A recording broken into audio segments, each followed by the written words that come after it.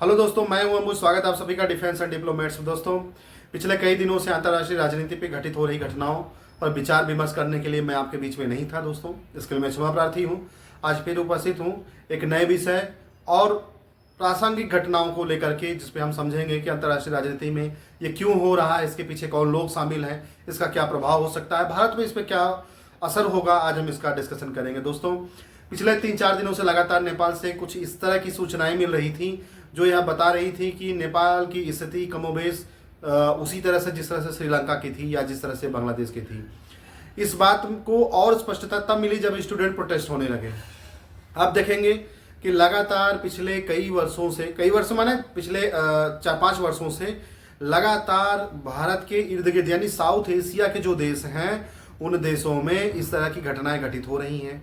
आप उठा के देख सकते हैं कि शुरुआत पाकिस्तान से हुई, उसके बाद श्रीलंका, उसके बाद बांग्लादेश, आज नेपाल की बारी है। नेपाल में भी छात्र प्रोटेस्ट करने लग गए। अच्छा, छात्र प्रोटेस्ट कर रहे थे किसके खिलाफ? भ्रष्टाचार के खिलाफ। ध्यान दीजिएगा, तार जोड़ता हूं मैं किस तरह से एक दूसरे से जुड़े हुए हैं। छात्र प्रोटेस्ट कर रहे थे किसके खिलाफ? भ्रष्टाचार के खिलाफ, नेशनलिज्म के सपोर्ट में। ठीक है, ध्यान दीजिए, राजनीतिक पार्टियों के विरोध में। ठीक यही प्रोटेस्ट श्रीलंका में हुआ था, श्रीलंका की सरकार के खिलाफ हुआ था। ठीक इसी तरह से हुआ था, यही मोटिव थे, यही नारा थे, बस देश अलग था, समाज अलग था। अच्छा, उद्देश्य एक ही था, सरकार को बदलना, सत्ता को बदल देना। श्रीलंका में घटित हुई। इसके बाद पाकिस्तान इसके पहले हो चुका था। चूंकि पाकिस्तान का जो प्रोटेस्ट था दोस्तों थोड़ा सा अलग था, क्योंकि पाकिस्तान की जो कहानी है वहाँ मेन सरकार तो आर्मी है। तो अगर आर्मी नहीं चाहेगी तो पाकिस्तान की सेना या पाकिस्तान की जो राजनीतिक पार्टियां वो कुछ नहीं कर पाएंगी। फिर भी राजनीतिक पार्टियां और आर्मी के सह पर, आर्मी अपने आका के सह पर राजनीतिक पार्टियों को उसा के प्रोटेस्ट करवाई, इमरान खान को अंदर कर लिया। श्रीलंका में जो वहाँ के राष्ट्रपति प्रधानमंत्री थे वो देश छोड़ के भागे। बांग्लादेश में आप आते हैं तो यहाँ भी भ्रष्टाचार और नेशनलिज्म को बेस बना करके राजनीतिक पार्टियों ने राजनीतिक पार्टियों के उकसावे पे छात्र प्रोटेस्ट किए। छात्रों को बैकअप राजनीतिक पार्टियों द्वारा दिया गया। पूरी सोची समझी योजना के तहत बांग्लादेश में प्रोटेस्ट किए गए, बांग्लादेश की सरकार को गिराया गया। इसमें आर्मी भी अपने हाथ पीछे खींच ली। अंततोगत्वा वहाँ की सरकार गिर गई और वहाँ की जो सत्ता प्रमुख थी शेख हसीना, वो भारत में आकर के शरण ली।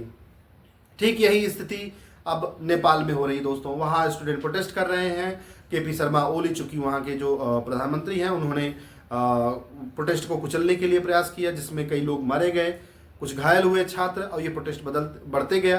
प्रोटेस्ट शुरुआत में भ्रष्टाचार के खिलाफ बढ़ रहा था, राजनीतिक भ्रष्टाचार के खिलाफ बढ़ रहा था, नेशनलिज्म के खिलाफ बढ़ रहा था। तो ये जो बढ़ने का तरीका था ना, उस पर केपी शर्मा ओली को लगा कि सोशल मीडिया का इस्तेमाल करके जो प्रोटेस्ट है उसको बढ़ाने का प्रयास किया जा रहा था। अच्छा, ये बड़ा संदेहास्पद है, इसको जरा ध्यान देने की बात है कि केपी शर्मा ओली को ऐसा क्यों लगा कि सोशल मीडिया का इस्तेमाल करके प्रोटेस्ट को बढ़ावा दिया जा रहा है, और वो कौन से सोशल मीडिया हैं, ये इस पे भी आपको ध्यान देना होगा। ठीक इसी तरह से प्रोटेस्ट को बढ़ावा या प्रोटेस्ट को आग देने का काम श्रीलंका में हुआ था, इन्हीं सोशल मीडिया के माध्यम से। बांग्लादेश में भी हुआ था, इन्हीं सोशल मीडिया के माध्यम से। पाकिस्तान में भी हुआ था, इन्हीं सोशल मीडिया के माध्यम से। ये वही सोशल मीडिया है जिसके माध्यम से हम आप जुड़े हुए हैं। फेसबुक, इंस्टाग्राम, ट्विटर और यूट्यूब, ये सभी, इन सभी ने क्या किया? प्रोटेस्ट को बढ़ाने में महत्वपूर्ण भूमिका अदा की। तो जब केपी शर्मा ओली को समझने में देर नहीं लगी कि इसके पीछे ये लोग साजिश करते हैं, तो उन्होंने क्या किया कि इन सोशल मीडिया के जो प्लेटफॉर्म्स हैं उनको बंद कर दिया। अब इसके पीछे वहाँ की जो पॉलिटिकल पार्टी है या फिर जो ऑर्गेनाइजेशन ये प्रोटेस्ट क्रिएट कर रहे थे वो आ गए कि सोशल मीडिया को बंद करके भ्रष्टाचार को दबाने का प्रयास कर रहे हैं। इसमें प्रोटेस्ट और बढ़ गया। अच्छा, इस प्रोटेस्ट के दौरान झड़प हुई दोनों पक्षों में, यानी पुलिस में और नागरिकों में, छात्रों में। कुछ लोग मर गए, कुछ घायल हुए। इससे प्रोटेस्ट और बढ़ गया। स्थिति ये है कि केपी शर्मा ओली को त्यागपत्र देना पड़ा अपने पद से। खैर, केपी शर्मा ओली अपने पद से त्यागपत्र देते हैं, इससे भारत को कोई नुकसान नहीं है, लेकिन हम भारत के पक्ष को बाद में देखेंगे। पहले देखते हैं कि इसमें मेन खिलाड़ी कौन है। दरअसल आप जानते होंगे दोस्त कि जब से ये केपी शर्मा ओली सरकार में आए हैं तब से लगातार ये चीन की शरण में बैठे हुए हैं। जैसे मोइजू बैठे थे मालदीव वाले, ठीक मोइजू के बड़े भाई हैं केपी शर्मा ओली। केपी शर्मा ओली 2015-16 पहली बार प्रधानमंत्री बने थे वहाँ के। तब से लेके आज तक वो जब भी शासन में आए हैं भारत का विरोध किए हैं और जाके कहाँ बैठ गए हैं? चाइना की गोद में। अब चूंकि चाइना के सर पे नेपाल काम कर रहा है, ये बात बर्दाश्त नहीं हो रही है किसको, यूनाइटेड स्टेट ऑफ अमेरिका को। ये बात हजम नहीं हो रही है अमेरिका के अधिकारियों को, सैन्य अधिकारियों को, वहाँ के खासकर जो अभी नोबेल बाबा हैं उनको।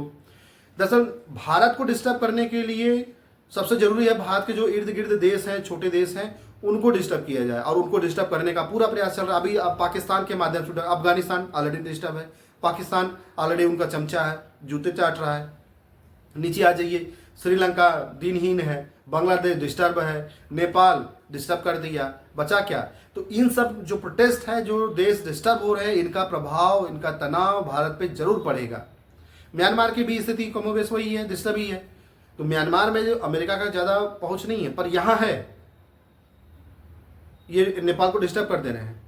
अच्छा, कहीं ना कहीं मुझे ये अंदेशा है इसके पीछे अमेरिका का सहयोग पाकिस्तान भी कर रहा है, क्योंकि आईएसआई का नेपाल में अच्छा नेटवर्क है, तो उसके नेटवर्कों का इस्तेमाल अमेरिका कर रहा है, सीआईए कर रहा है। ठीक वैसे जैसे तालिबान को बनाते समय किया गया था अफगानिस्तान के खिलाफ। तो ये कार्रवाई हो रही दोस्तों। अब चाइना और अमेरिका ये दो लड़ रहे हैं, बाकी नेपाल की जनता, नेपाल की सरकार पिस रही है। अब अगर हम बात करें भारत के संदर्भ में, तो भारत की भी जो प्रतिक्रिया है ये केपी शर्मा ओली के पक्ष में बिल्कुल नहीं कही जा सकती, क्योंकि भारत ने दोनों पक्षों से संयम बनाने के लिए और छात्रों को ज़्यादा सहानुभूति, छात्रों के प्रति ज़्यादा सहानुभूति दिखाई है। वहीं जो वेस्ट के लोग हैं, चाहे वो ऑस्ट्रेलिया हो, फ्रांस हो, जर्मनी हो और यूनाइटेड स्टेट ऑफ अमेरिका हो, ये सब लोगों ने क्या कहा कि प्रोटेस्ट जो है, वो जो प्रोटेस्ट करता है वो अधिकतम संयम बरते, यानी कि एक सीमा तक ही बर्दाश्त करें, उसके बाद कर सकते हैं। वो इनडायरेक्ट कह रहे हैं कि ये आप प्रोटेस्ट कर सकते हैं। अब देखना ये है कि इससे भारत पे क्या असर पड़ेगा। आप ध्यान दीजिए, भारत में भी राजनीतिक पार्टियां दूध की धुली नहीं है, भ्रष्टाचारी यहाँ भी हैं, भाई भतीजावाद यहाँ भी है, काला धन यहाँ भी है। जिसको भी आप काला धन समझते हो, जो आया या नहीं आया, मैं उस विषय पे नहीं जाऊँगा, लेकिन यहाँ दूध के धुले लोग नहीं हैं। तो ऐसी स्थिति में ये प्रोटेस्ट कल को भारत में भी हो सकता है। क्यों? क्योंकि भारत जो है टैरिफ के सामने झुक नहीं रहा है, उनकी बात नहीं मान रहा है, नोबेल बाबा की शरण में नहीं जा रहा है, जपनाम नहीं कर रहा है, इसलिए भारत पे प्रतिबंध लगेंगे। अब वो प्रतिबंधों के आड़ में भारत सरकार को नहीं झुका सके हैं, तो मुझे लगता है कि अब वो जो है सरकार को गिराने का अंतिम प्रयास कर रहे हैं।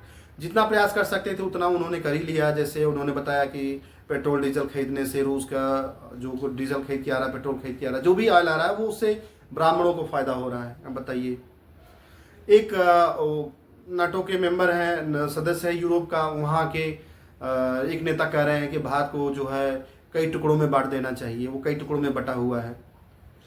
कमोबेश इसी तरह का नारा भारत में भी लगते हैं कि हिंदुस्तान तेरे टुकड़े होंगे इंशाल्लाह, वगैरह वगैरह जो भी है। तो क्या ये सब मैच नहीं कर रहा? ऐसा नहीं है कि भारत अछूता है, भारत में भी उनका प्रयास जारी है। आज नहीं तो कल भारत में आंदोलन और दंगे होने हैं।